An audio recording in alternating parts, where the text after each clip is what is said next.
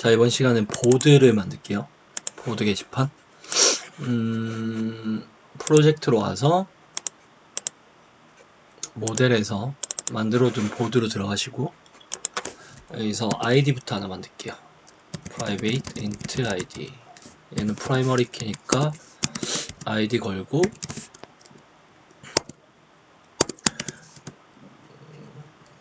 그리고 그 넘버링 전략을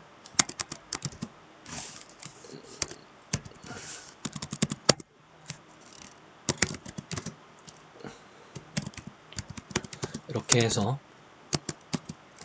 아이덴티티로 잡고 오토 인크리먼트 쓴다는 거예요. 자, 그 다음에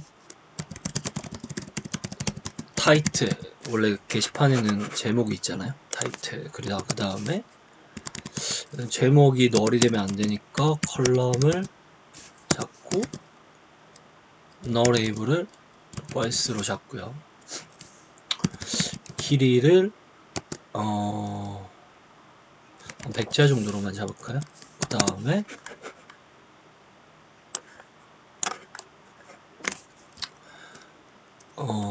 private string content 내용인데, 이 내용은 이제 엄청나게 길 수가 있어요. 왜냐면 이제 여기 내용에 우리가 툴을 하나 쓸 건데, 어떤 툴을 쓸 거냐면 썸모노트라는 라이브러리를 좀 쓸 거거든요. 그러면 우리가 적는 일반적인 글이 디자인이 돼서 들어가는데, 그 디자인이 될 때 HTML 태그가 섞여서 디자인이 돼요. 그러면 글자의 용량이 굉장히 커진단 말이에요. 그래서 얘는 데이터로 랍으로 잡을게요. 랍. 이거는 이제 언제 쓰냐면 대용량 데이터를 쓸 때 써요. 그 다음에 private int count, 얘는 조회수예요. 조회수. 게시판이 처음 만들어질 때 우리가 뭐 게시글을 하나 썼잖아요. 그때는 뭐 조회수 카운트가 기본적으로 0이어야 되겠죠. 그러니까 디폴트 값을 0으로 잡는데, 이번에는 그 유저 만들 때 디폴트 값 잡았을 때 보면 여기에는 이제 홀다운표가 하나 있었잖아요. 데이터베이스에서 얘를 바차로 쓸 거기 때문에 문제알로. 근데 여기서는 이제 얘는 int니까 데이터베이스에서 넘버 값이 되겠죠. 그러니까 홀다운표 필요 없이 이렇게 0으로 잡고요. 자, 그 다음에 이제 적을게 private timestamp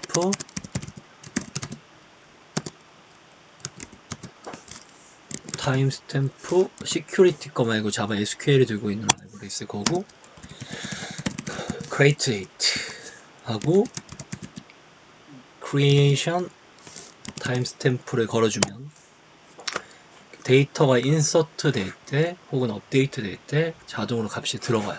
현재 시간에. 그리고 이제 마지막으로 제일 어려운 건데, 이 보드를 누가 적었는지 알아야 돼요. 그쵸?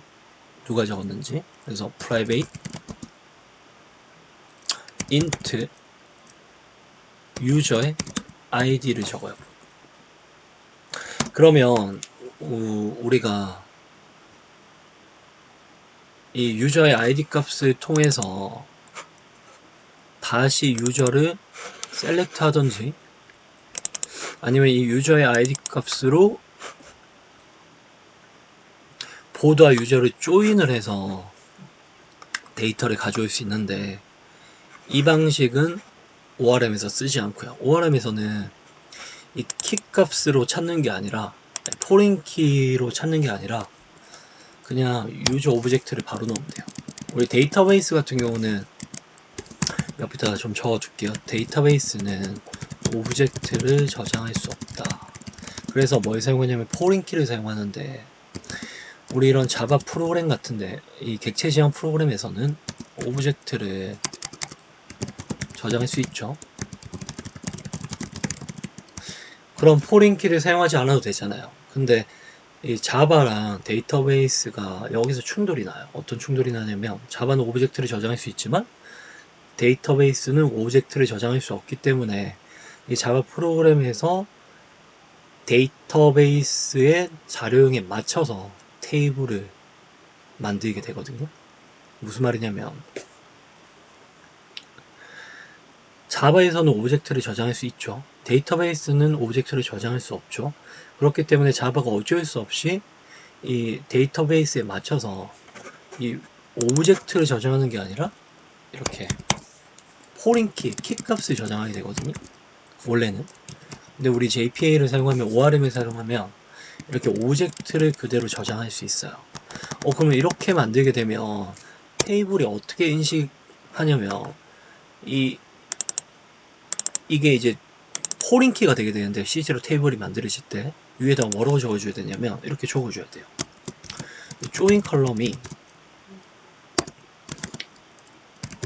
이건 이제 실제로 데이터베이스에 만들어질 때는 유저 아이디라는 이름으로 만들어질 거다. 그럼 봐봐요. 얘는 이제 테이블 필드명이 데이터베이스 만들어질 때 이제 엔티티를 붙이게 되면 위에다가 이렇게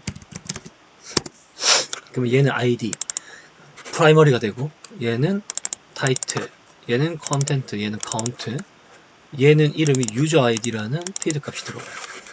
그리고 얘는 create date가 들어가겠죠. 그럼 유저 아이디라고 그냥 들어가기만 하면 연관관계가 없잖아요, 유저랑.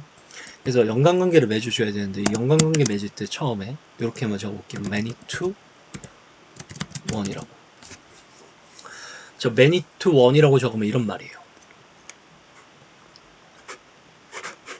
보드가 man이라는 거고요. one은 유저라는 거예요. 그래서 봐봐요. 주석으로 many는 보드 그리고 유저는 one. 무슨 말이냐면 한 명의 유저는 여러 개의 게시글을 쓸 수 있다는 거예요. 여러 개의 게시글은 한 명의 유저에 의해서 쓰일 수 있다는 거예요. 그래서 many to가 되겠죠. 만약 이게 one to one이라고 하면 이런 관계가 되겠죠. 한 명의 유저는 하나의 게시글밖에 쓸 수 없다. 그쵸?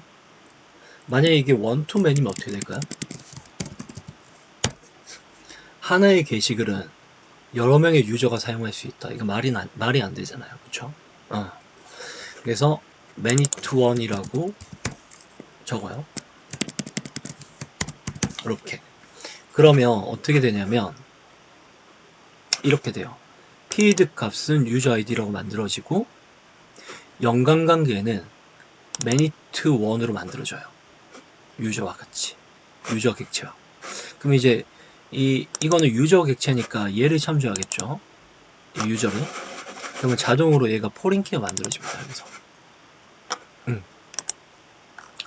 자, 그러면 이대로 한번 실행을 해볼게요. 그리고 다음 시간에 이 many to one, 뭐 one to many, 뭐 이런 거에 대한 전략을 좀 소개를 해드릴 건데, 다음 시간에는 리플리까지 일단 만들 거예요.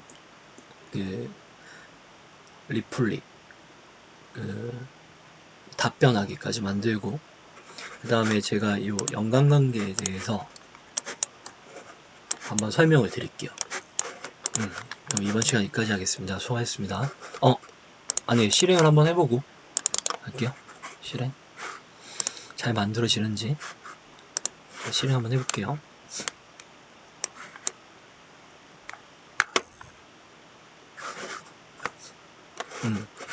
실행이 잘 됐고요. 보면 보드 테이블 만들어졌죠? 그리고 유저 테이블 만들어졌어요. 아이디, 컨텐트. 컨텐트 보면 롱 텍스트라고 해서 대용량 데이터가 들어가는 거 보이죠? 그리고 카운트 값은 디폴트 0이고 크레이트 데이트는 데이트 타임이고 타이틀은 바차고 유저 아이디 인티저로 만들어졌잖아요. 우리 실제로 여기 자바에서 보면 보드 보면 여기서는 이제 오브젝트를 적어놨지만 여기서는 알아서 포린키로 해서 만들어줘요. 왜냐하면 데이터베이스는 오브젝트를 저장할 수 없기 때문에. 자, 그리고 실제로 만들어졌는지 확인해 볼게요. 여기 보면 테이블 들어가면 보드가 만들어졌어요. 이렇게. 자, 이번 시간은 여기까지 하겠습니다. 수고하셨습니다.